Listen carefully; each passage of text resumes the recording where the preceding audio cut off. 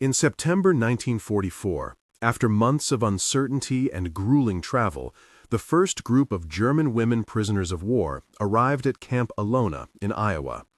The landscape was unfamiliar, and the sense of isolation was palpable as the women stepped off the train, their eyes scanning the surroundings for signs of the brutality they had been promised. They had endured long journeys, fraught with discomfort and fear, only to find themselves now standing in the middle of a country they had never imagined. The air felt different here, fresher, less heavy with the burdens of war, and the wide open spaces seemed endless. There was something unnerving about this tranquility, this stillness, that felt almost like a dream. The camp, though basic, was unlike the overcrowded and unsanitary conditions they had been prepared for. They were led to barracks that were clean, far more comfortable than they expected, with proper beds and warm blankets, which seemed like luxuries compared to the conditions they had left behind. Still, the women were on edge, uncertain about what to expect next. Their German uniforms were tattered, their faces gaunt from weeks of travel, and their spirits were weary. They had come from a world where survival was a daily struggle, and now they were placed in a seemingly peaceful, almost surreal setting. The contrast was too stark, and it was hard to trust the quiet around them. The morning after their arrival, the women were told they would be allowed to visit a local American supermarket, an event that seemed as strange to them as it was unheard of. The very notion of a store designed to cater to all human needs, food, toiletries, even luxury items, was foreign to them. They had been living with shortages and rationing, where each scrap of food was precious, and now they were being given the opportunity to step into a world of abundance, a place that promised to offer them everything they could ever need. But for many of the women, the thought was confusing. What could they possibly expect from this strange new world? As they boarded the bus that would take them to the supermarket, the women could hardly contain their curiosity. Some whispered to one another, wondering if it was a trick or an illusion, a momentary distraction before the harsh realities of captivity returned. But there was also a glimmer of hope among them. Perhaps this could be a glimpse into the life they had once known, or even a taste of something better. For Greta, the group's unofficial leader, this trip felt like a test of sorts, a chance to see how far the Americans were willing to go to prove their civility. But she couldn't shake the feeling that it was all part of a game, a gesture meant to confuse and disorient them even more. When the bus finally pulled up to the supermarket, the women were greeted by the sight of a sprawling building with large windows and automatic doors that opened effortlessly as they approached. The sheer scale of it was overwhelming.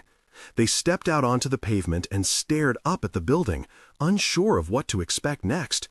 The sign above the door read "Supermarket," but it didn't seem to belong in the same world as the small, rationed stores they were used to. This was a space filled with abundance, everything neatly organized, labeled, and easily accessible. The sense of disbelief was almost palpable.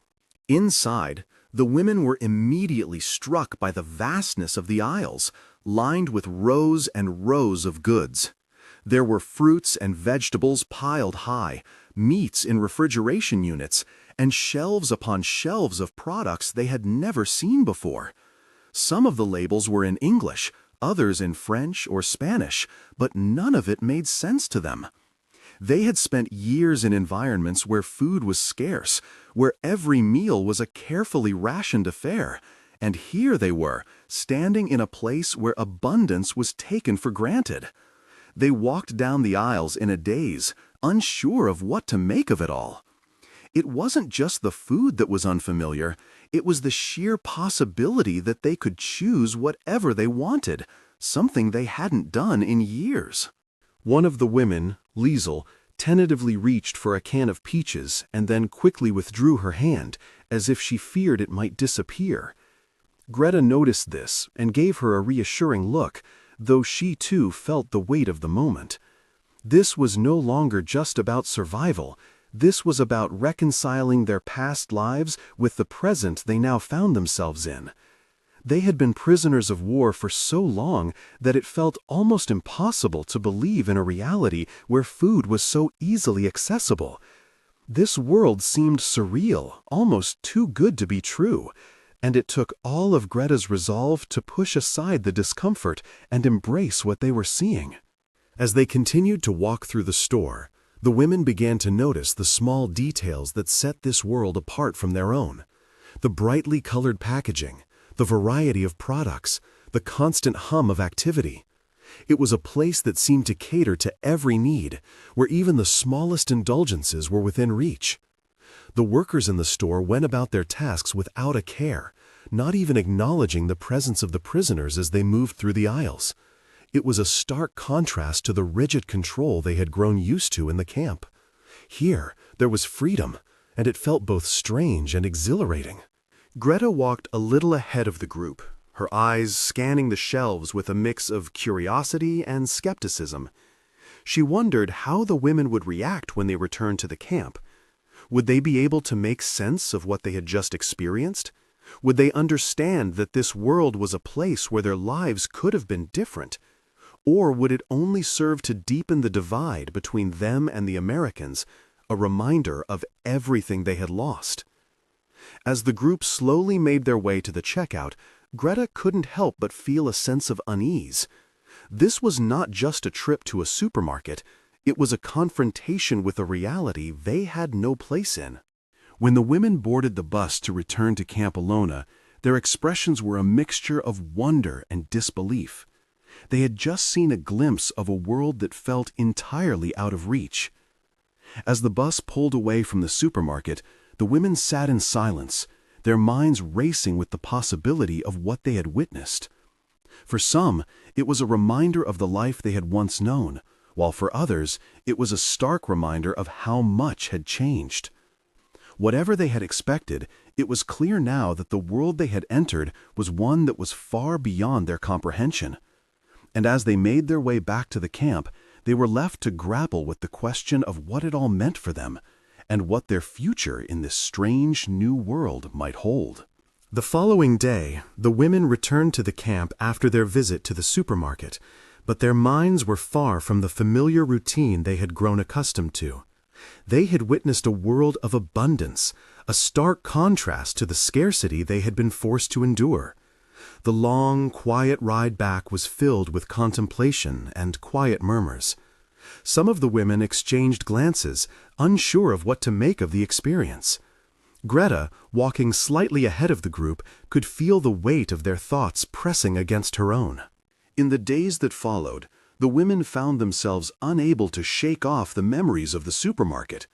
It wasn't just the unfamiliar products that they had seen, it was the overwhelming sense of possibility.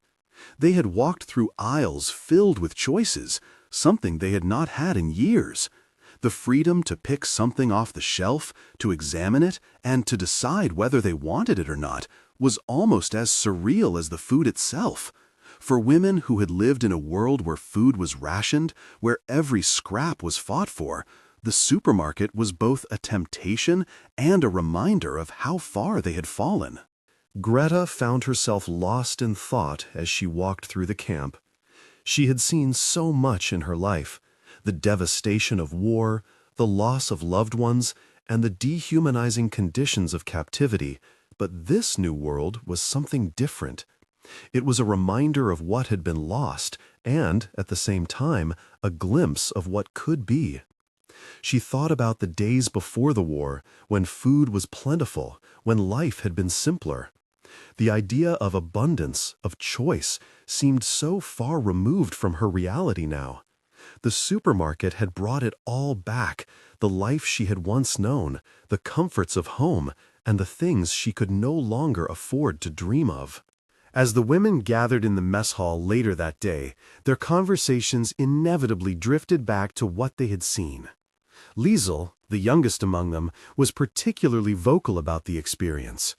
She had been the most excited to explore the aisles of the supermarket, her wide eyes reflecting a sense of wonder that the others had lacked. But even she, as innocent as she was, could not escape the deeper sense of loss that had overtaken them all. She spoke with awe about the variety of foods, the cleanliness, the sheer luxury of it all. Yet there was an undercurrent of sadness in her words. It was as if, in seeing this world of plenty, they had all been reminded of how little they had now. The idea of choice was what struck them the most. There had been no choices for them in the past few years. Everything had been about survival, about doing whatever was necessary to stay alive. The concept of a world where you could simply pick what you wanted from a shelf seemed almost absurd. They had been reduced to soldiers in a war they hadn't started, forced to live on the edge of existence. Now, here was this strange new world, where everything was within reach, yet still beyond their grasp. Greta's mind wandered back to the supermarket shelves. The brightly colored labels, the neatly stacked boxes, the jars of preserves. All of it seemed so foreign. She remembered the days when food was a commodity, something that had to be earned or begged for. Even before the war, it had always been a struggle. But in America, there was no struggle. The shelves were stocked to the brim with everything imaginable. It was a sight that felt both beautiful and painful, as if they were witnessing a life they could never again have. In the days after the visit, the women continued to discuss their thoughts, but the conversations grew quieter. The novelty of the experience had faded, replaced by the stark realization that they were trapped in a foreign country, with no way of truly participating in the world they had glimpsed. Greta watched as some of the younger women began to withdraw, their excitement replaced by a sense of longing. It was as though they had been handed a brief moment of something better, only to have it snatched away again. The hope that had sparked in their hearts now seemed almost cruel, a reminder of what could never be theirs. Greta, too, found herself lost in the haze of what the supermarket represented. She knew that for her, this moment would always stay with her. It was a moment of clarity, a brief flicker of what life could be like outside the camp. But it was also a cruel reminder of how far she and the other women had fallen. They were prisoners, and no matter how much they saw or learned, they would always be separated from that world. The more she thought about it, the more she realized that the American dream they had glimpsed was as distant as ever. Still, she couldn't completely dismiss the feeling of something changing inside her. For the first time in a long while, she allowed herself to imagine a future, one where food wasn't a constant worry, where there were choices, where people could live without the shadow of war hanging over them. She didn't know if that future would ever come, but for the first time she felt as though it was possible. Perhaps, if they could survive long enough, they might one day find their way back to a world like the one they had seen in that supermarket. The experience had cracked something inside Greta, and she began to look at her fellow prisoners differently. They were no longer just women to be managed, to be kept in line. They were women with hopes, with dreams, with lives that could still be shaped. Maybe they could make it through this, not just as survivors, but as people who could one day have their own choices again. For now, however, they were still in the camp, still prisoners, still at the mercy of forces far beyond their control. But Greta couldn't help but think that, perhaps, just perhaps, this was the beginning of something else, a new way of seeing the world, a new way of seeing themselves. The days following their visit to the supermarket felt like a slow burn, the initial awe fading into something far deeper and more unsettling. The women, once full of wonder at the abundance they had witnessed, began to settle back into their routines at the camp. But in the quiet corners of their barracks, conversations lingered on the bright aisles of the supermarket, on the products they had seen, and the choices they had never known. The contrast between that world and their own was too stark to ignore. They had glimpsed a freedom they had never imagined, only to be reminded again that they were still prisoners, confined by walls both physical and psychological. Greta couldn't shake the feeling that the supermarket had changed something in her. It wasn't just the food, it was the promise of something more, the tantalizing possibility of a life without scarcity. In Germany, before the war, there had been moments of abundance, but nothing like this. Even in the best of times, there had always been limits. But in that store, nothing seemed out of reach. The thought that such abundance existed in the world, just beyond the barbed wire, was almost too much to bear. She had seen it, touched it, and now it felt like a distant dream. As the women gathered for meals, there was a heaviness in the air, a weight that hadn't been there before. The food they were given now seemed like a poor substitute for the wealth of choices they had seen. The bland, tasteless bread that had replaced the cornbread was a constant reminder of what they had lost. Sam, the cook, had stopped preparing anything with care. The once welcoming aroma of warm bread had been replaced by the sterile smell of government-issued food. Greta noticed the change in the way the women ate, too. There was less joy in it, less camaraderie. What had once been a shared experience of survival had now become a mechanical task, a reminder of their captivity. Greta found herself spending more time alone, walking the grounds of the camp, lost in thought. She thought about the supermarket again, about the way it had seemed like a different world, a world where food wasn't just a means of survival, but a part of life. She thought about the choices that had been available to the people in that store, and how they had stood there, frozen, unable to make a single choice. It was a cruel irony. They had been given a glimpse of something better, only to have it taken away. Now, all they had were memories of the life they might have had, and the life they were forced to endure. In the evenings, Greta sat with the others in the mess hall, but the conversations were quieter now. There was no more talk of what they had seen in the supermarket. Instead, the women sat in silence, each lost in their own thoughts, each grappling with the same weight, the knowledge that they were prisoners, far from home, far from everything they had ever known. The American guards, who had once been so polite, now seemed distant, their faces unreadable. The once awkward but tentative connection between the prisoners and the soldiers had been replaced by a growing divide, a gulf that no one seemed willing to cross. The days blurred together, each one feeling like the last, and Greta could sense the shift in the women around her. Their spirits, which had once been full of defiance and resilience, now felt strained. They had been strong for so long, but the reality of their situation was beginning to take its toll. They had endured hardship, cruelty, and loss, but the promise of something better, of freedom, was now more painful than ever. How could they reconcile the life they had seen in that supermarket with the life they were living now? How could they accept their captivity when they had witnessed a world where choice, abundance, and opportunity were commonplace? Greta's thoughts often returned to the face of the cook, Sam. She remembered his kind eyes and the way he had prepared the cornbread, a gesture of warmth that they had mocked without understanding. She had seen the hurt in his eyes when they laughed, and it made her wonder if he, too, had been a prisoner in his own way. What was it like for him, living in a world where everything was so readily available, yet still feeling the weight of war and separation? She couldn't help but think that Sam, too, had lost something, perhaps not in the same way, but in a way that left him just as adrift as they were. His food had been a symbol of care, of survival, of something that transcended the limitations of their circumstances, and they had rejected it, not out of malice, but because they didn't understand.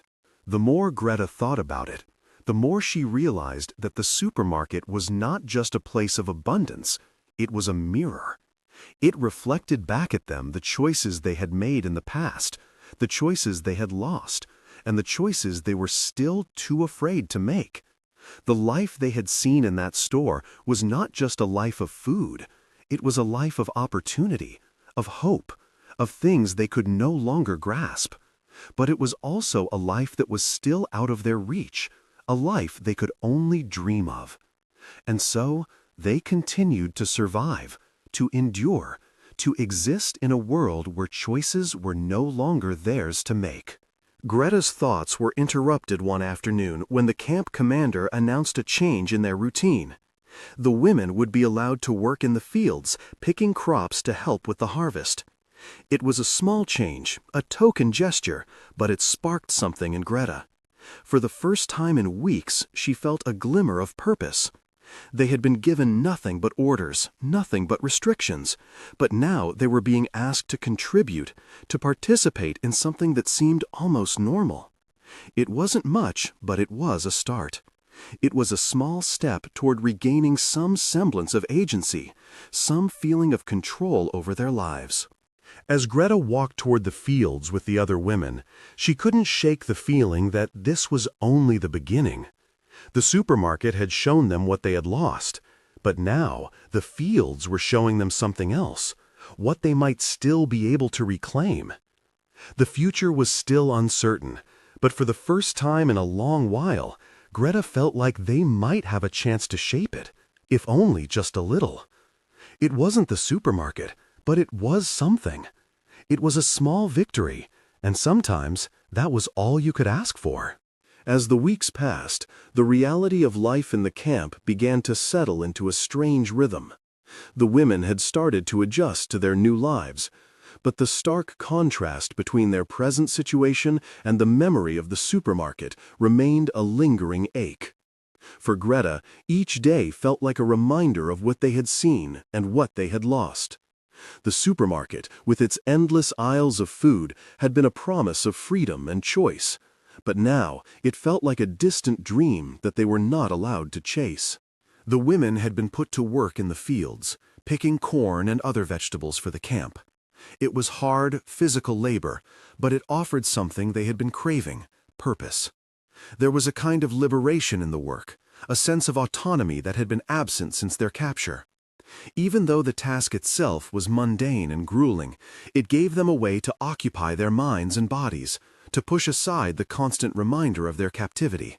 But even in the midst of this labor, Greta couldn't help but think back to the supermarket, to the easy availability of goods that seemed so foreign now. As she worked alongside the other women, Greta noticed that the camaraderie between them was shifting. In the beginning, there had been a sense of unity, a shared understanding of their situation, and a quiet resolve to endure whatever came their way. But now, that resolve was beginning to crack. The days were long, the work exhausting, and the weight of their circumstances was beginning to take its toll. Some of the women, particularly the younger ones, had begun to withdraw, their eyes losing the spark of defiance that had once been there. They had seen the promise of a different life in the supermarket, and now they were struggling to come to terms with the reality of their situation. For many, the contrast was simply too much to bear. Greta herself had begun to question her own resilience. She had always prided herself on her strength, on her ability to maintain control in the face of adversity. But now, with each passing day, she felt herself slipping. The memory of the supermarket, the gleaming shelves, the variety of food, haunted her thoughts. She had been so sure that they could endure anything, but now she wasn't so certain. The thought of the life they could have had, of the freedom they had glimpsed, felt like a weight around her chest. How could they continue to survive when the world outside seemed so different, so full of possibilities they could never reach? As the weeks wore on, the women's lives began to revolve around small, fleeting moments of connection. They shared stories of home, of the lives they had once known, and of the families they had left behind. These moments were their escape, their way of holding on to something real in a world that had become increasingly difficult to navigate. For Greta, these conversations became a lifeline. They were a way to remind herself of who she was, of where she had come from, and of the strength that still resided within her. But even as she clung to these memories, she couldn't shake the feeling that something essential had been lost in the process of becoming a prisoner. One afternoon, as Greta walked through the camp, She found herself in the mess hall, where the women were gathered for their daily meal. The familiar smell of the bland soup filled the air, but it was the sight of the bread, the same tasteless loaf they had been given every day, that caught her attention. It reminded her of the cornbread Sam had once made, the bread that had sparked their laughter and then their shame. She wondered if Sam, too, felt the weight of that moment. Had he, like them, been changed by the experience? She couldn't help but feel that the cornbread had been more than just food. It had been a symbol of something greater, a connection that had been lost when they mocked it. The days that followed, Greta found herself observing the camp with a new sense of awareness. She watched the guards, who had once seemed like distant figures of authority, now moving through their routines with a kind of weariness. The women, too, had changed. They no longer laughed or joked as freely as they once had. The carefree moments had disappeared, replaced by a quiet, heavy silence. It was as though the weight of their captivity had finally caught up with them, and the memory of the supermarket had become a painful reminder of everything they would never have again. Greta's thoughts turned inward as she grappled with the dissonance between the life they had glimpsed in the supermarket and the harsh reality of their existence. She wondered if she would ever be able to let go of the feeling of loss, of the knowledge that they had seen something so beautiful, only to be trapped in a world so stark. The more she thought about it, the more she realized that the supermarket had not just been a place of food. It had been a symbol of freedom, of choice, of life beyond the confines of the camp. And it was that life, the one that seemed so within reach, that felt so cruelly out of their grasp now. Despite these heavy thoughts, there was a part of Greta that refused to give in completely. She knew that she had to keep going, for herself and for the women who still looked to her for guidance. They were all trapped in this foreign land, this world that seemed so far removed from their own, but they were still alive. And as long as they were alive, there was still hope. The supermarket had shown them what they had lost, but it had also reminded them of what they could still fight for. They might be prisoners now, but they were not broken. Not yet.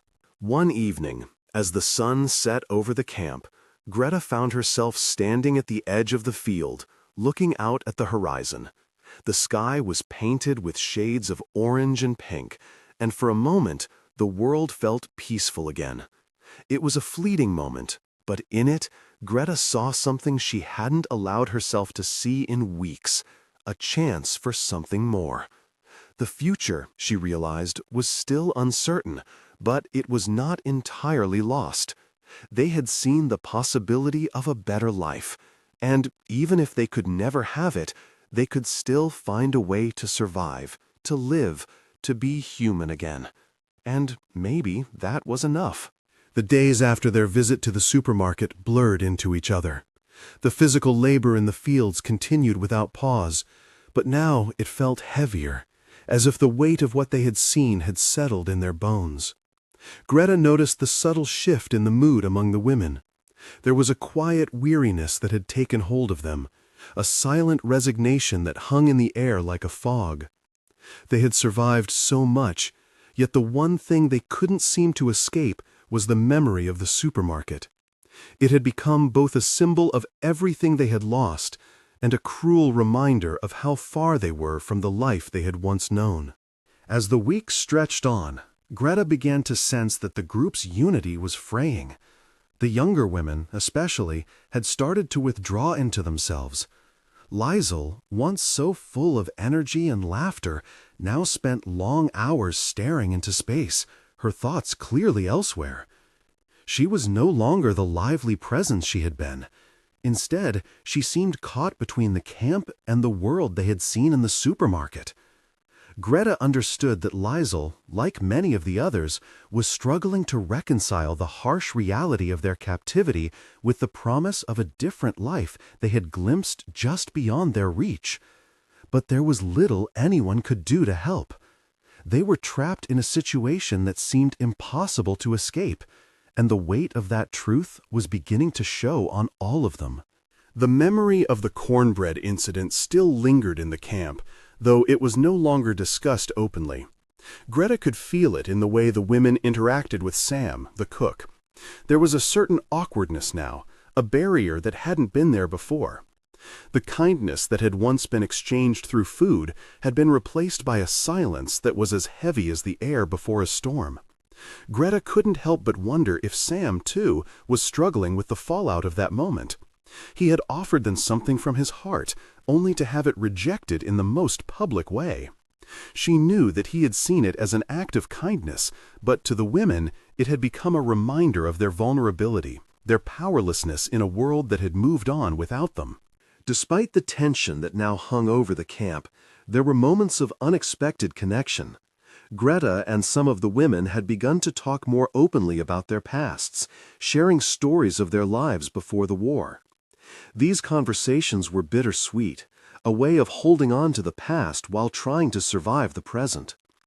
Greta found herself telling stories of her childhood in Hamburg, of the lessons she had learned from her mother, of the life that had once seemed so certain. She had always prided herself on her resilience, on her ability to adapt to any situation. But now, in the quiet moments after a long day in the fields, she felt as though that resilience was beginning to falter. The war had taken so much from them, and the more she thought about it, the more she realized how much it had stolen from her sense of self. The work in the fields was grueling, but it was the only thing that kept them moving forward. Every day, they picked corn, potatoes, and other vegetables, their hands calloused and their bodies aching. But there was a strange comfort in the routine. It was a small part of life that they could control, a part of the world that still felt familiar. As the women worked side by side, there was a sense of unity that had begun to reemerge. They didn't speak much, but the shared experience of labor was enough to create a bond between them. It wasn't the same as the bond they had shared before the supermarket, before they had seen a world so different from their own. But it was something, and for now, that was enough. Greta's mind often wandered as she worked. She would find herself thinking about the supermarket, about the choices they had made that day, and the ones they had been forced to make since. It was hard not to dwell on it. The supermarket had been a dream, a fleeting glimpse of something better, but it had also highlighted the painful truth that they were no longer part of that world. They were survivors, but survival came at a cost. They had lost their freedom, their dignity, and, in many ways, their humanity. The more she thought about it, the more Greta wondered if they would ever be able to reclaim any of that. Could they ever truly live again, or were they doomed to exist in this in-between space, forever haunted by the life they had lost? One afternoon, after a particularly long day in the fields, Greta found herself sitting alone near the barracks, staring out at the horizon. The sky was fading from blue to orange, and for a moment the camp felt almost peaceful. But the peace was fleeting. It didn't take long for the weight of her thoughts to return. She had always believed that she could endure anything, that she could survive whatever came her way. But now, with the memory of the supermarket so fresh in her mind, she wasn't so sure. She wondered if they would ever truly recover from the experience, if they would ever find a way to move forward without the shadow of that memory hanging over them. The thought was overwhelming, and for the first time since arriving at the camp, Greta felt a deep, aching sadness settle over her. The sadness was replaced by a quiet resolve as the evening wore on. Greta knew that they couldn't keep living in the past, that they couldn't keep mourning the life they had lost. They had to survive, and that meant moving forward, even if it was just one step at a time. The world outside the camp might have been lost to them, but the world inside was still theirs to navigate. They might not have the freedom they once had, but they still had each other. And for now, that would have to be enough. The future was uncertain, but as long as they had each other, there was still hope. By the end of November, the cold had settled in like a heavy blanket over Camp Alona. The first snowfall had arrived, dusting the barren landscape with a thin layer of white that seemed to reflect the dull, weary atmosphere within the camp. The work in the fields had slowed, replaced by the harsh labor of preparing the camp for the deep winter ahead. Greta found herself moving through the camp with a quiet heaviness.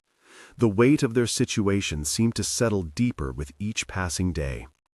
The women were exhausted, not just physically, but mentally and emotionally as well. They had been prisoners for so long, and the brutal reminder of their captivity seemed to grow more acute as the days shortened and the nights grew colder. Greta could feel the shift in the air. The holiday season was approaching, and with it, a wave of uncertainty that swept over the camp. The memory of the supermarket, so fresh and sharp in the minds of the women, now seemed like a cruel joke. It was as if they had been shown a glimpse of a life that could never be theirs, a life of warmth and abundance, only to be returned to their harsh reality. The festive atmosphere that was beginning to take shape in the outside world only seemed to highlight the contrast of their confinement. The prisoners had nothing to look forward to, no celebration to plan for, no simple comforts of home to hold on to. Everything they had once known, everything they had taken for granted, was now out of reach. Despite the growing despair, there was an unexpected sense of change in the camp. A small glimmer of hope had emerged, fueled by the women's growing resolve to maintain their dignity. The guards had started to treat them with a level of respect that hadn't been present before. There was still a clear division between captor and captive, but it had softened somewhat. Conversations, though few and far between, began to occur in the mess hall, and the women had begun to feel that they were no longer invisible to those around them. The connection between them and the soldiers had always been strained, but now it was beginning to take on a different shape. It wasn't much, but it was a step, a small acknowledgement of their shared humanity. One evening, as Greta walked through the mess hall, she noticed the quiet chatter between the women and the soldiers. It wasn't much, just brief exchanges about the weather, about the food, about the mundane details of camp life, but it was enough to make her pause. It reminded her of the brief moments of normalcy she had once shared with her fellow teachers, when life had seemed simple, when they could talk about nothing more important than their plans for the weekend. The change was subtle, but it was there, and Greta couldn't ignore it. She felt the stirrings of something she hadn't allowed herself to feel in months, a sense of connection, however fleeting, however fragile. The more she thought about it, the more Greta realized that the women had begun to find small ways to reclaim their dignity, their sense of self. They had not given up. They still held on to the remnants of their past lives, and now they were building new connections with each other. The work in the fields had given them purpose, but it was these quiet moments of interaction, these subtle exchanges, that were slowly restoring their humanity. They had learned to survive, yes, but now they were learning how to live again, to find meaning in the smallest of things. In the weeks that followed, Greta began to notice other small changes. The women were speaking more openly about their hopes for the future, even if those hopes seemed impossible. Liesl, who had been so withdrawn, was now asking questions about life outside the camp, about the future beyond the war. There was no certainty in her words, but there was something more, a willingness to imagine a future, however uncertain. It was a small step, but for Greta, it was a sign that the spirit of the women was beginning to emerge from the shadows of captivity. They were no longer just surviving, they were beginning to dream again. The shift in the women's attitudes was subtle, but it was undeniable. They had endured so much, and yet they had not been broken. Greta began to believe that, even in the most hopeless of situations, there was always room for change, for growth. The memory of the supermarket still stung, but it was no longer the only thing that defined their lives. They had witnessed something they could never have imagined, but they had also seen the resilience that still lay within them. They were not just victims of circumstance. They were women with strength, with willpower, with the ability to change their own fate, no matter how small those changes might be. One evening, as Greta sat alone in her barracks, The sound of laughter reached her ears from the mess hall. She rose from her cot and made her way toward the noise. As she entered the room, she saw the women gathered around a table, playing cards with the guards. It was a simple game, one of the few things they were allowed to do for recreation, but it was enough to bring them together. For the first time in a long while, Greta allowed herself to smile. It was a small victory, but a victory nonetheless. They were finding ways to connect, to break down the barriers that had once seemed insurmountable. In this small moment, Greta saw a glimpse of the future, a future where they could live, not just exist. As the evening drew to a close, Greta felt a sense of peace she hadn't felt in months. It wasn't the peace of freedom, but it was something more profound, a quiet acceptance that, even in captivity, there could still be moments of joy, of connection, of humanity. They had been through so much, but they were still here, still fighting, still finding ways to live. The road ahead was long, and the future was uncertain, but for the first time in a long while, Greta felt hopeful. She wasn't sure what the future would bring, but she knew that they would face it together.